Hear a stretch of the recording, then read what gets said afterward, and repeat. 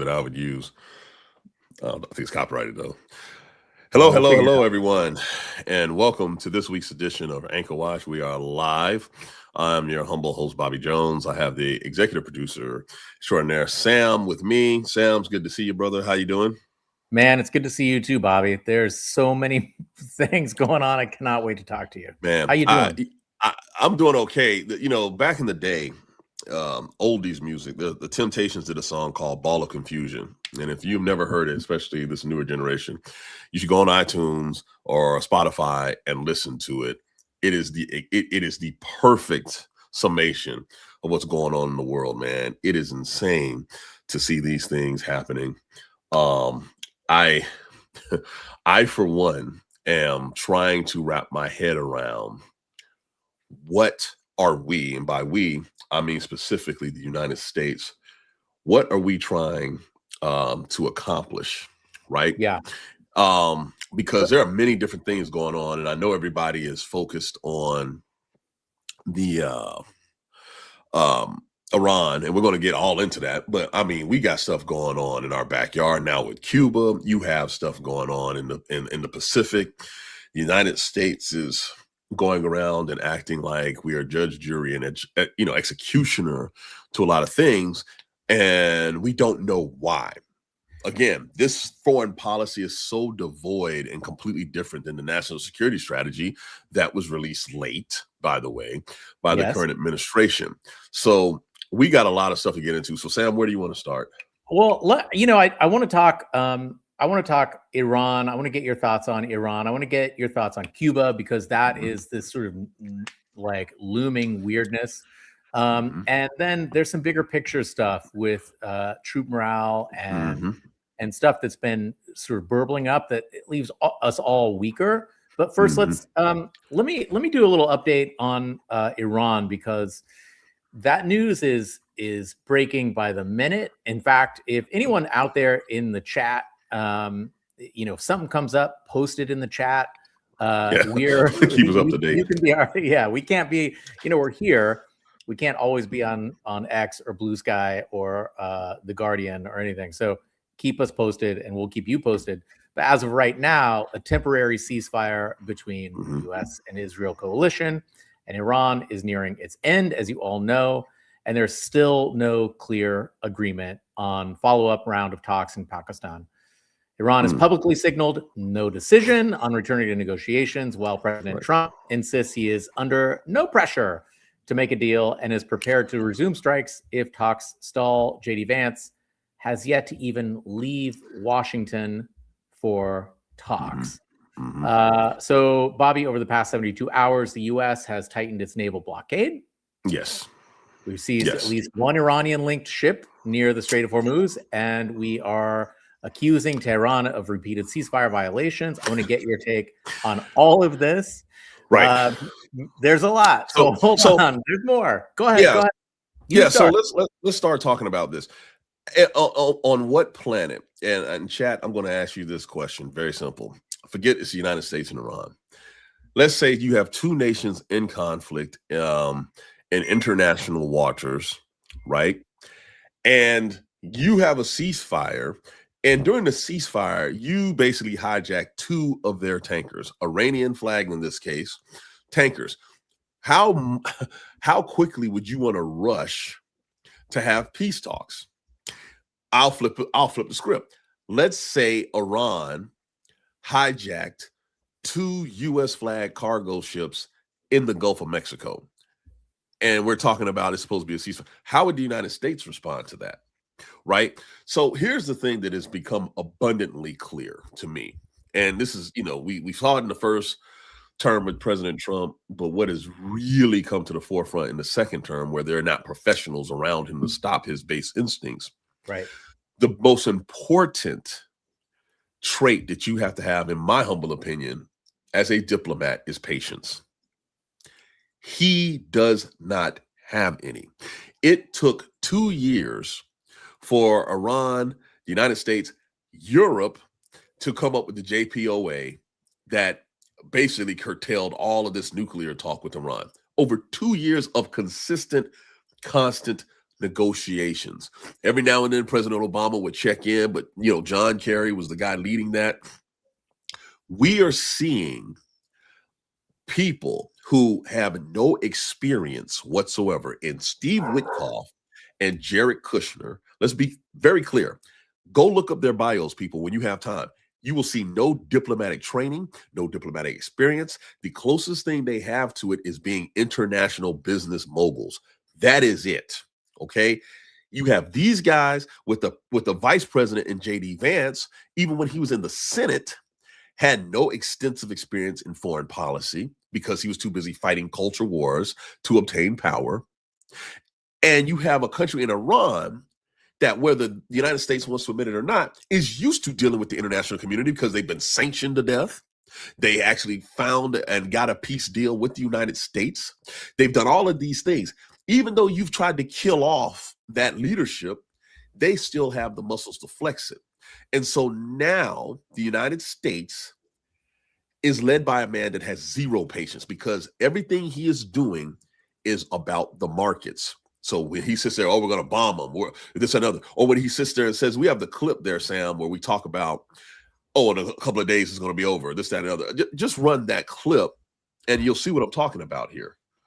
It's unbelievable, because at the end of the day, he's more interested in the immediate reactions of the marketplace, because it directly impacts how he's viewed on the economy, than the long sustained stability of a lasting peace in the region where millions of people hang in the balance. That's what we're dealing with here. So when you, again, why is it that J.D. Vance is your lead negotiator when you have a whole ass Secretary of State in Marco Rubio, who, which is interesting, actually has some foreign policy experience because of what he's done in the Senate? But have you heard or seen anything from Marco Rubio about Iran? He's been sidelined. And look, you talk about the lack of patience. And I want to, like, Bobby, the thing that always strikes me about, and that I'm always so impressed with you about, is that you did the work. You didn't wake up on Tuesday and you were an expert. You did the grind it out, sacrificing work to become an expert in your field, right?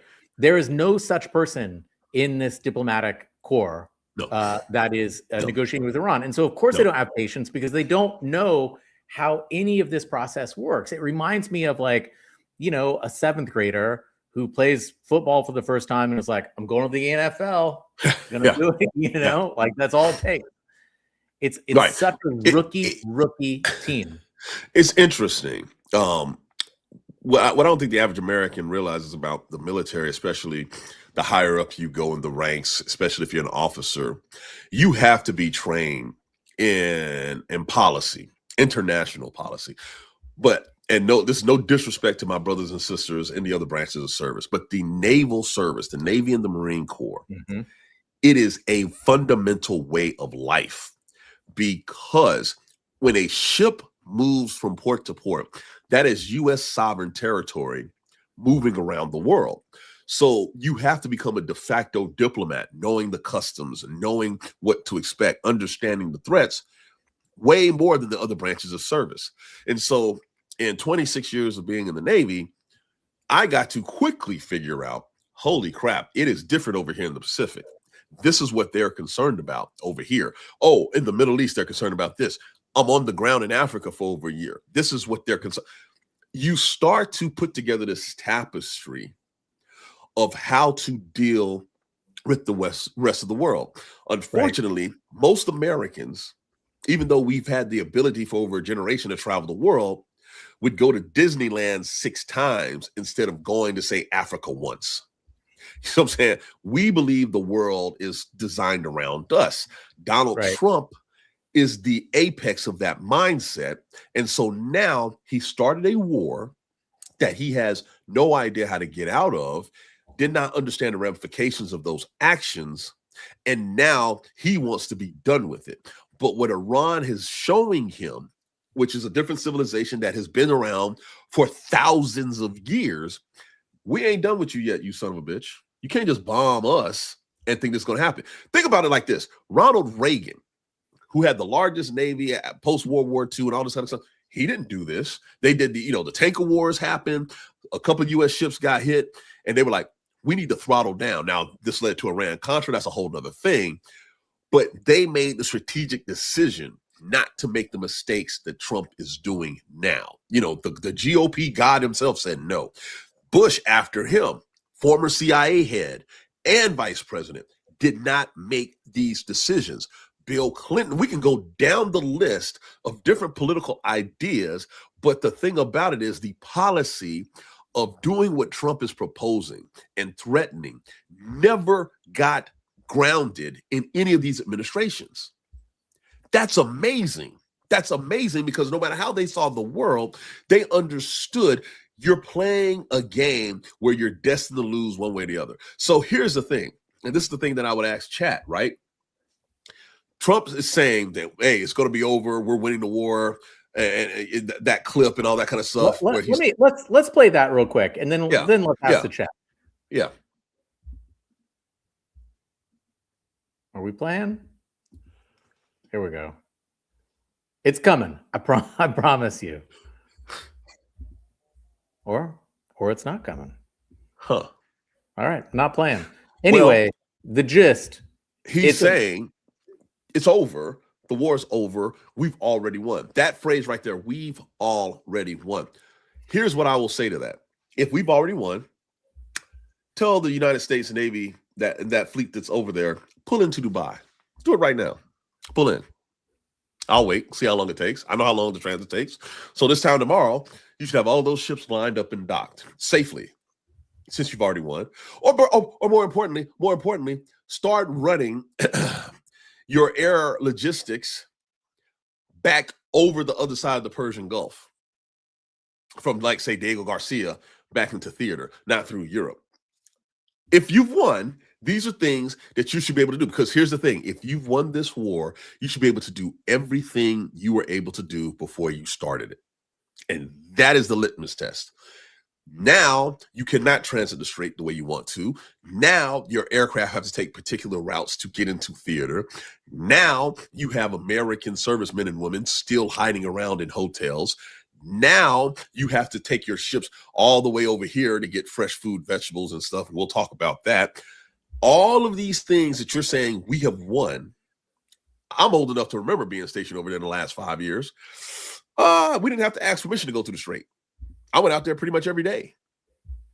Okay, so I don't know what winning looks like anymore, because unfortunately I was born and raised in the United States, and I know what victory looked like when I was growing up. I know what it looked like historically, and this is a completely different type of victory. If we won.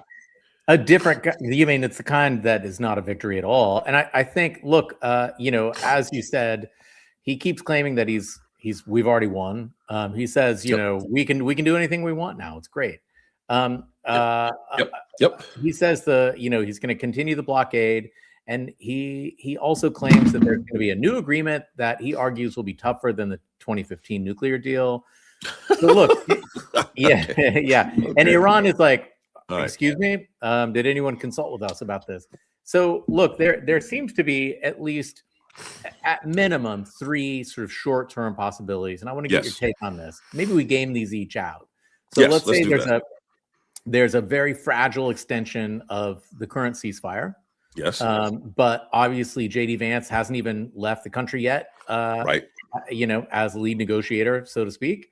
There could be option 2, a sort of brief burst of escalation followed by more bargaining, which seems like it could be something Trump might consider, or it could there could be a slide back into a longer kind of low level but really highly destabilizing conflict, which Trump continues threatening, but does not seem to want. We'll game out each of these. So option 1, COA 1, as we say in the military, course of action 1, where they try to extend the fragile ceasefire, right? For the world, that is obviously the best solution. However, the personalities that are involved in this very fragile negotiation probably will not allow it. I hope I am wrong. I hope someone gets to Trump and says something different. Now, you guys are right, talking about market manipulations and stuff like that with that fragile extension. And you know what? I'll be honest with you. I'm cool with that fragility if that's the case. However, there's only so much market manipulation they're going to be able to do here in the next week, because that oil shock that we've been talking about, that thing is going to be happening here officially next week. Okay. So we're going to start to see these prices go up regardless of whatever Trump says, because the supply is now dwindled that was already in the system. Right. So, and here's the thing. I think that's one of the reasons why he is so adamant on something happening, because he knows that he's been briefed on this, right? Let me ask you though. Let's just linger on that sort of the oil glut, as it were, at this moment. That's already baked into the pie, right? The shortage is coming. It is. But from what I'm not an oil market expert, but from everybody that I've read and listened to that I respect, it will be minimized, i.e., if you know there's a permanent ceasefire, you may release some strategic oil reserves to help offset the market. Because you know that, you know what I'm saying? So you kind of ease your way out of it. It's still going to suck, but now it's not going to be that super spike in prices because you don't see an end state happening. So that's one. The fragile, that means both sides will have to eat a little bit of crow for the benefit of the rest of the world. I would love that. I think the world would love that. And I know we can sit there and beat up on Trump. If the administration is able to pull that off, then kudos. We're trying to make the best of a bad situation. That's COA 1. COA 2, you said, okay, the ceasefire goes away, and then there's a short period of time of escalation. Yeah. Right? The problem with brief that escalation followed by some bargaining. Problem with that is anytime, and I keep saying this, and I don't know if the American public believes warfare is like what they see in the movies, but anytime you engage military weaponry, there's always the chance of miscalculation. You see what I'm saying? I.e., the Tomahawk strike that killed those girls, those 150 plus girls in Tehran, right? You know how the surest way to make sure that doesn't happen? You don't fire the damn Tomahawk in the first place because it's not targeted. Do you see what I'm saying? So when you think about it from that perspective, okay, let's say everybody does the escalation to try to improve their bargaining position. And instead of hitting,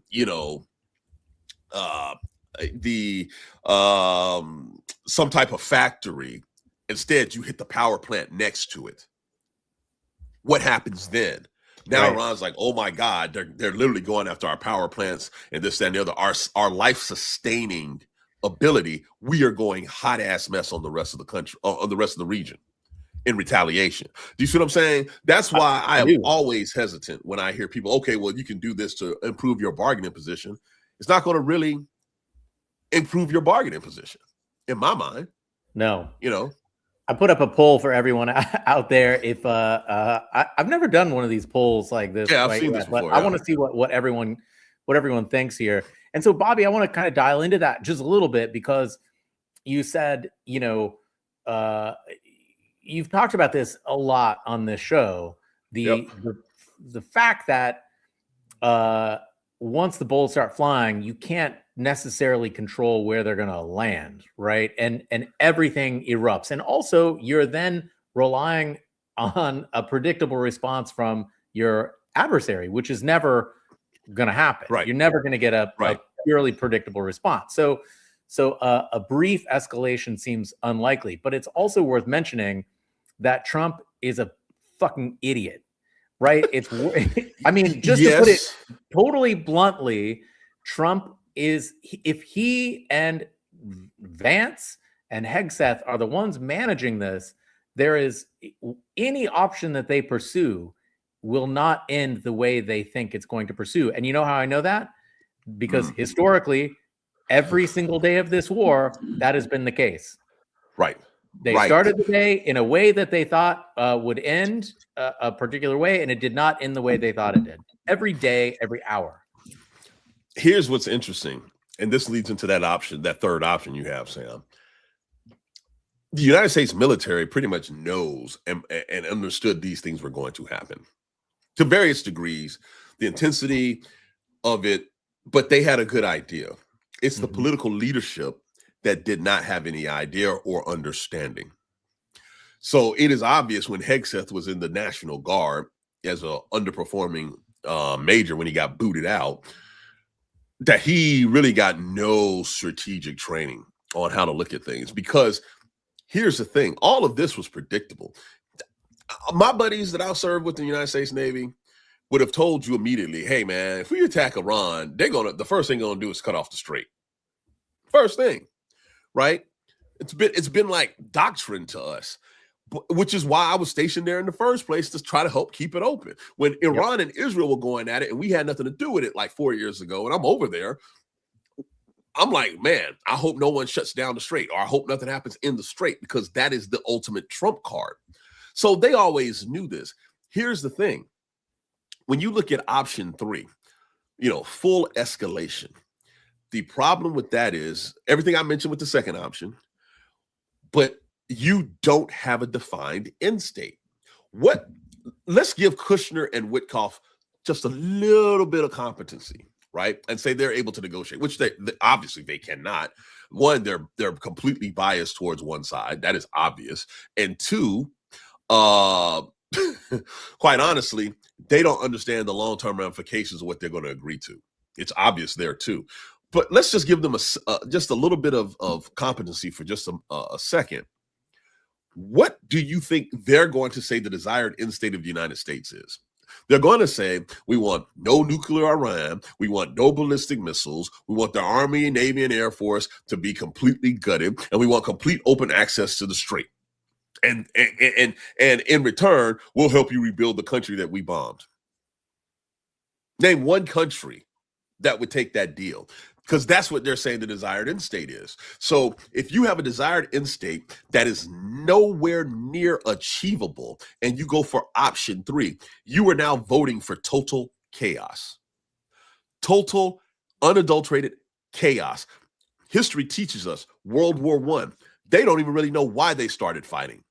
And they had no idea for the longest time what it took to win that war. And that's why millions with an M died. It wasn't just the fact they went to war. They didn't know what the winning looked like on the end. That's why it took 7, 8, 9 months for them to even come up with the peace agreement.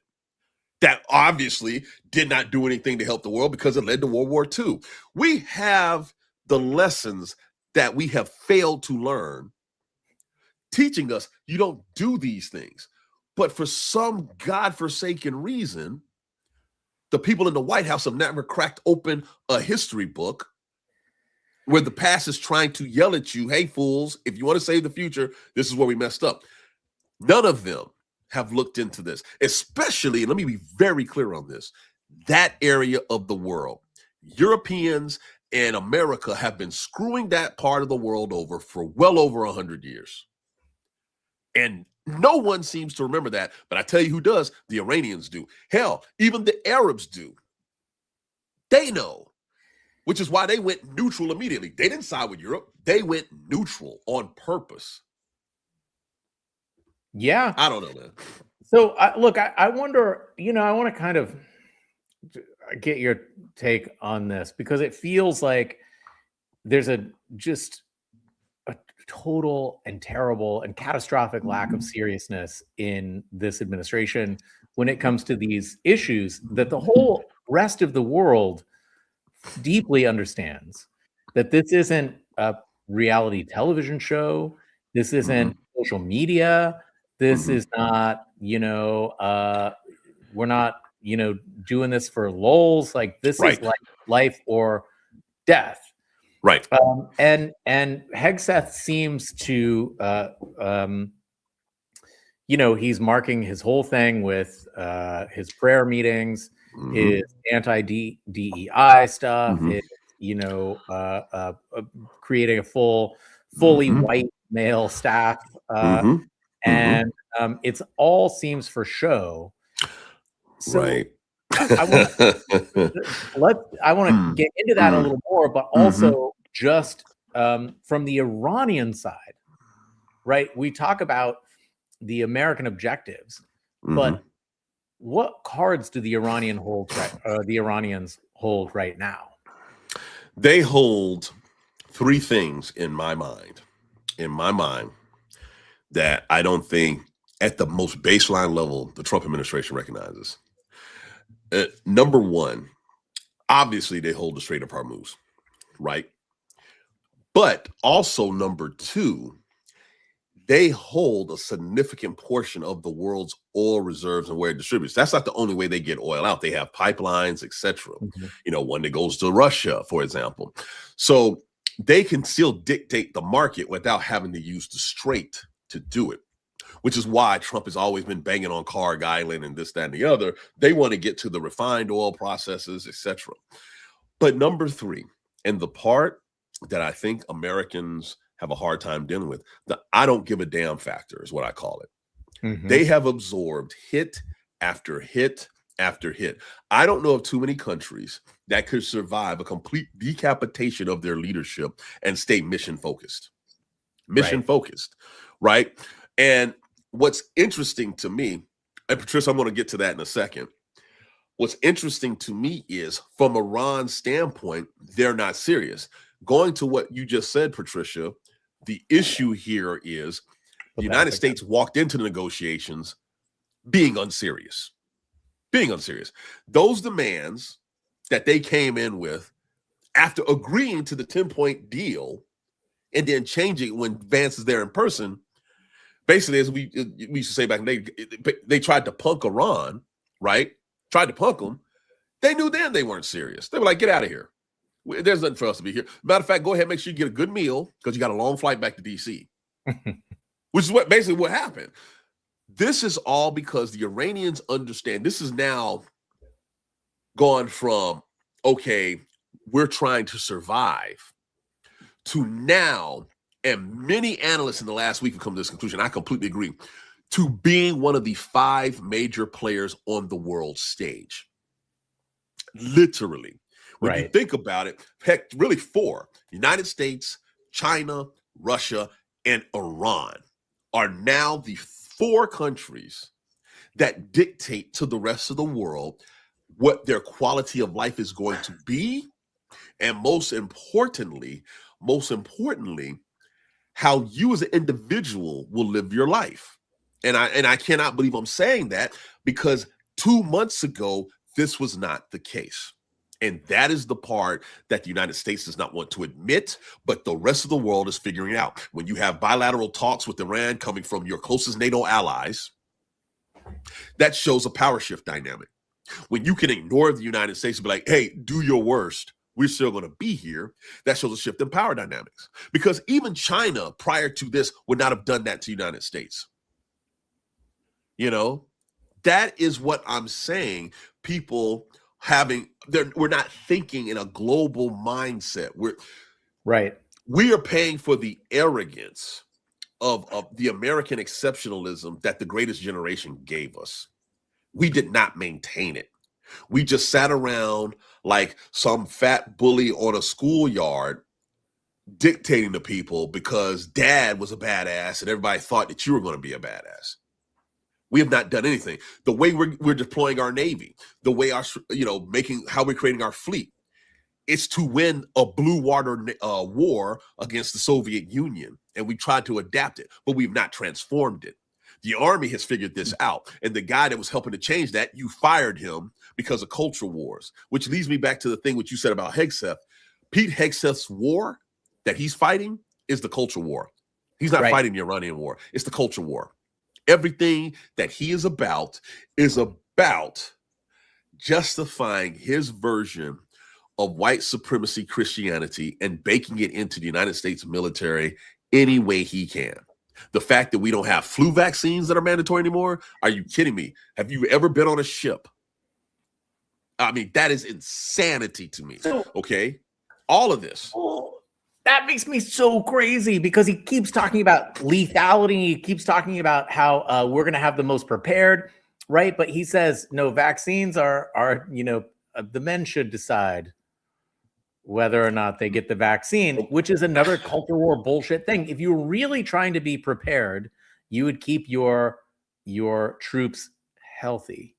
That's right? the point, right? And so this whole line. Now, remember, one of the first things Hegseth did when he came back in, got in his makeup chair and did a video talking about how we're righting the wrongs of those that did not take the COVID vaccine and got booted out.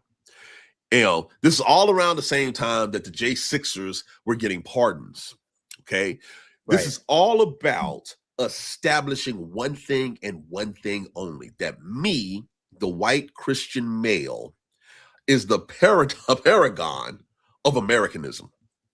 That's what that is about. When you look at the Joint Chiefs now, it's all white men on purpose. Never mind the fact that the people that were fired, specifically General Brown and Admiral Franchetti, had subject matter expertise for the exact thing that we're dealing with right now. But because they did not look a certain way, hey, they're gone. Hegseth has done more to fight culture wars than he has done to end the war in Iran. Yeah.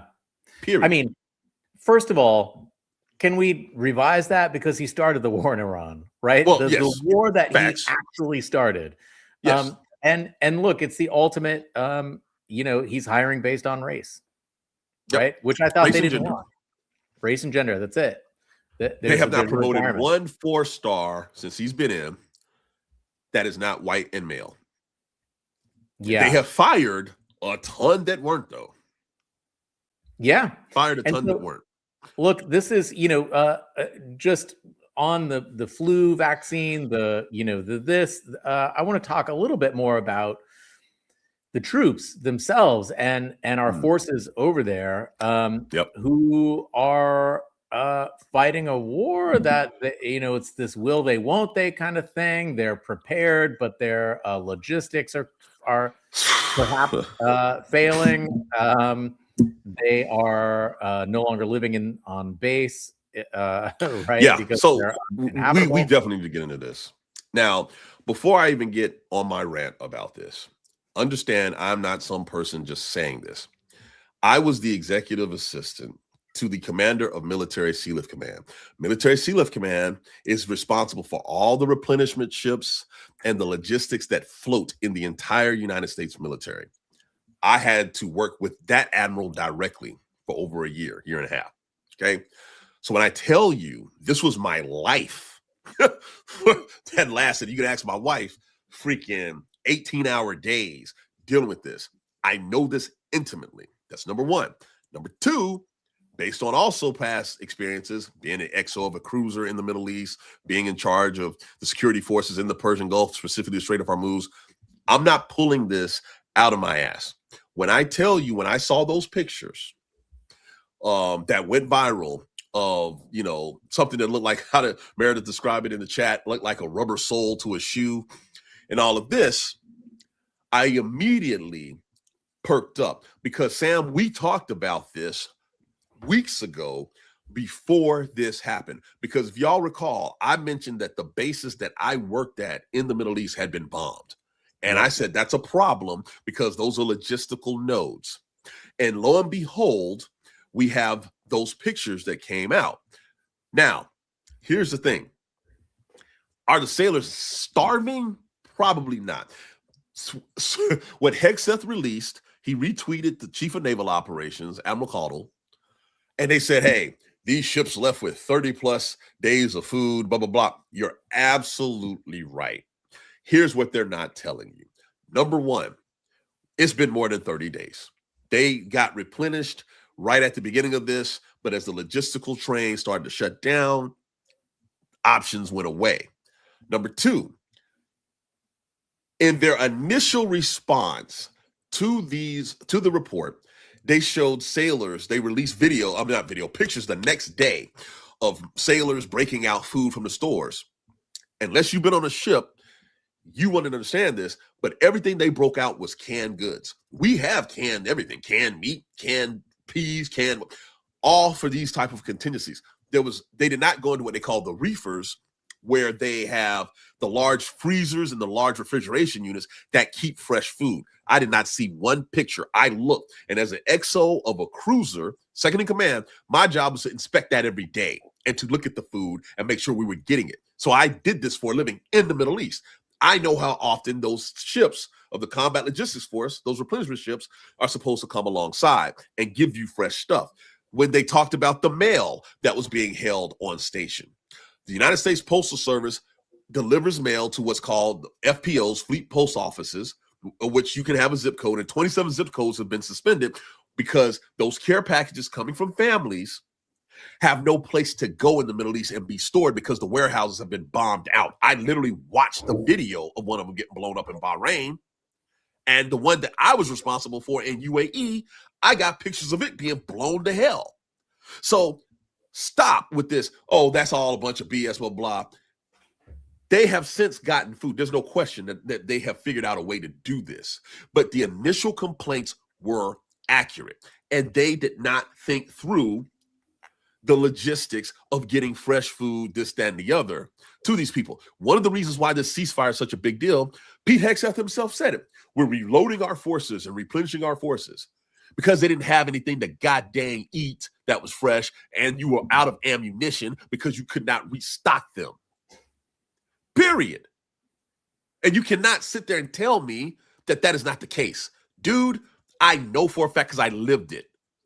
And so the lies, and Maxine, you hit on it. The care packages that you get from home, where they'll send you goodies, but more importantly, like letters trying to keep up with you and to encourage you. It is a direct hit on morale. And so the care packages that these sailors and Marines got before the supply line got cut off had maybe some cookies. Girl Scout cookies are real popular, especially this time. They're over there rationing them and handing them out to one another, because the ship store where you can go get little stuff to go and watch, gone. It's empty. The fresh fruits and vegetables, empty. Mail, not happening. This is not something that was made up. These families that had to do this anonymously and complain about it know that their stuff's not getting there. And that's what's terrible about it. It's a complete lack of thought. It's a complete lack of thought. But look, here's my question for you.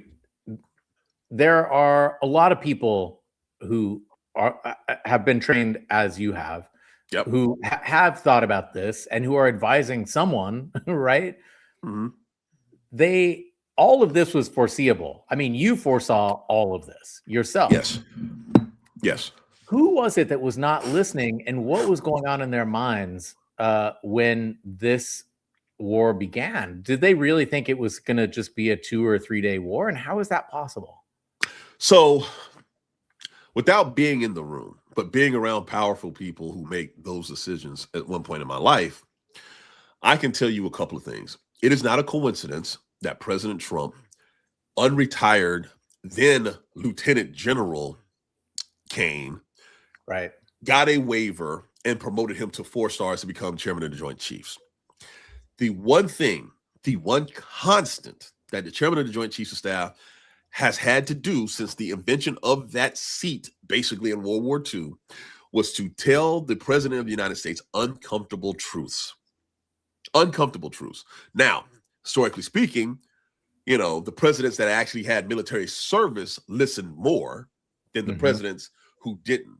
There's my observation, and this includes, Bush, Clinton, even Obama to a degree. There's always been this hesitation to take the military advice straight because it's an area of expertise that they don't have. They're civilians. Now, that being said, I honestly believe that there were people in the room trying to convey this message. The mistake that we had to deal with was Donald Trump saw Venezuela go off relatively well without a hitch. From a military execution operation, unbelievable, right? He thought the same thing was going to happen in Iran, despite those of us who served saying, bruh, this is a different animal. There's a reason why the 7 dudes before you did not do this, or the 6 dudes. The last dude that tried was Carter, and you saw what happened there. And Carter was a vet. He was a Naval Academy graduate too. So History again is telling you not to do it. Trump was high on his own supply. Hegseth, as a basically recovering addict, was high on that adrenaline too. That's why I was not surprised when the New York Times released the article saying Hegseth was the one pushing for this, along with Netanyahu. Makes total sense. Meanwhile, J.D. Vance said no, and Marco Rubio said no. That is why Marco has been removed from this whole process, right? Because he was not for it.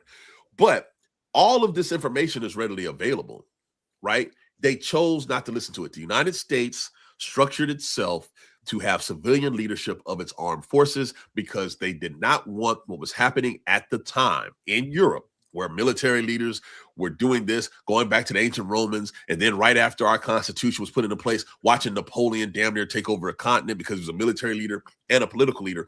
We understood the significance of having civilians curtail the military.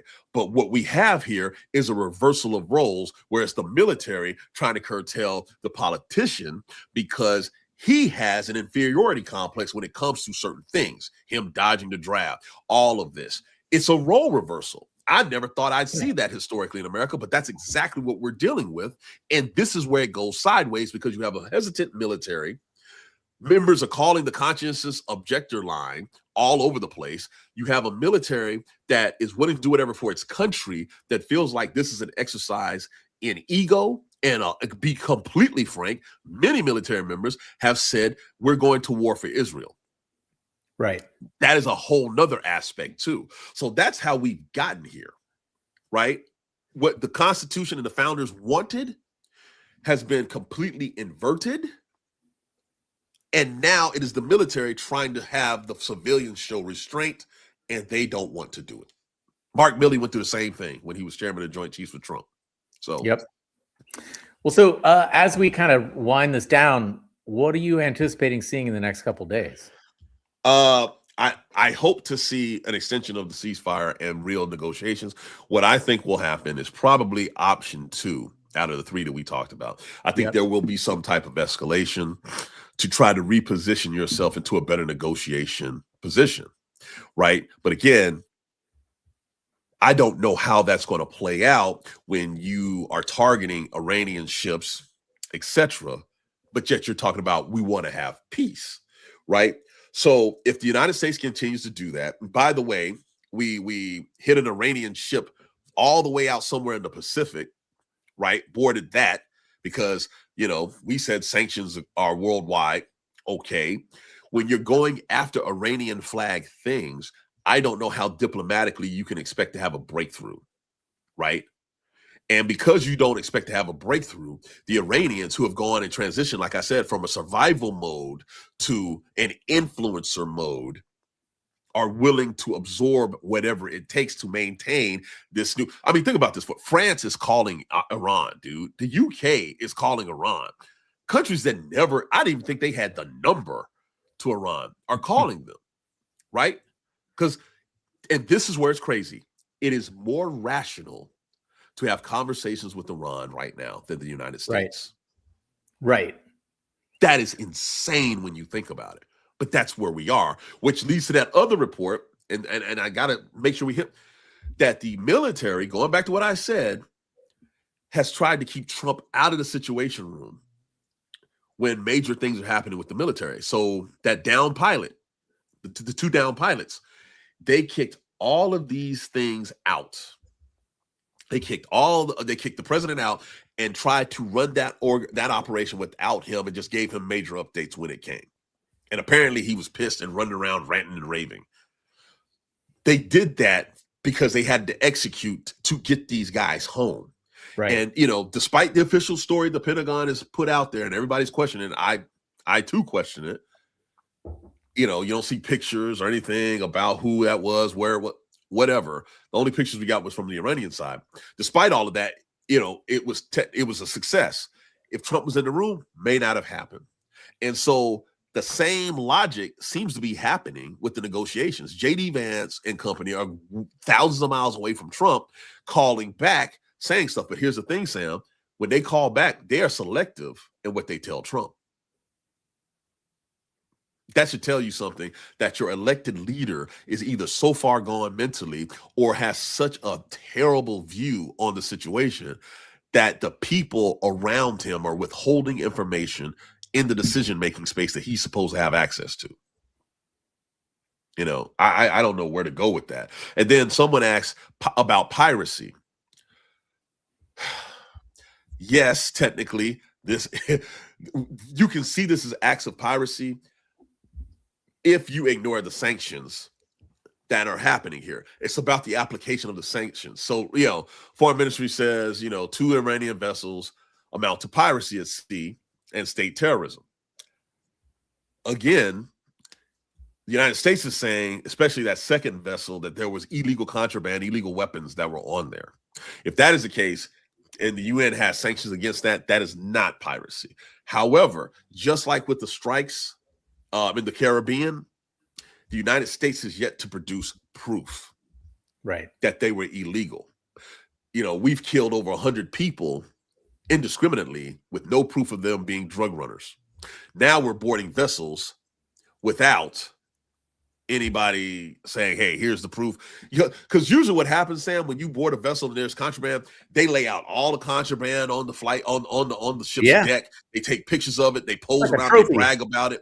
They let everybody know, we caught all of these weapons and we're going to help stop a war someplace. We've not seen any pictures from the DOD. Not a single one. Right?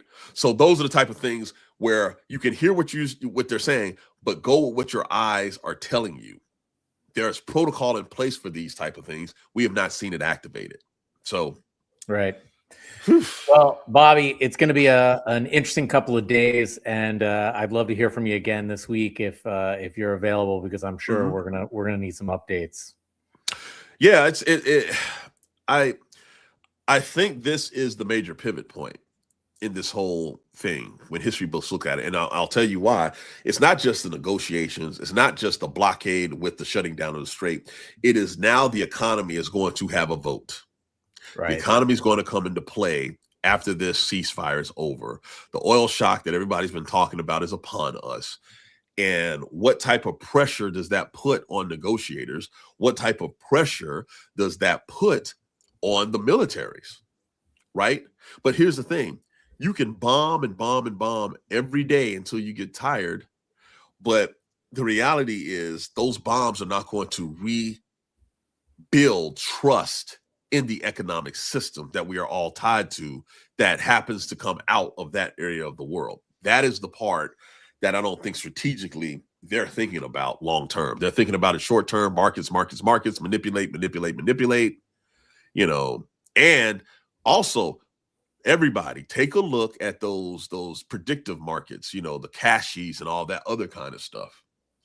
Because the more I'm looking into this, it could be that the administration is reacting off of those odds. People are making a ton of money. Tons. A ton of money betting certain things about ceasefires, when things are going to be struck, you know. Before they happen, too. Before they happen. Hell, even a press conference that what's her name? The press secretary, she held the other day.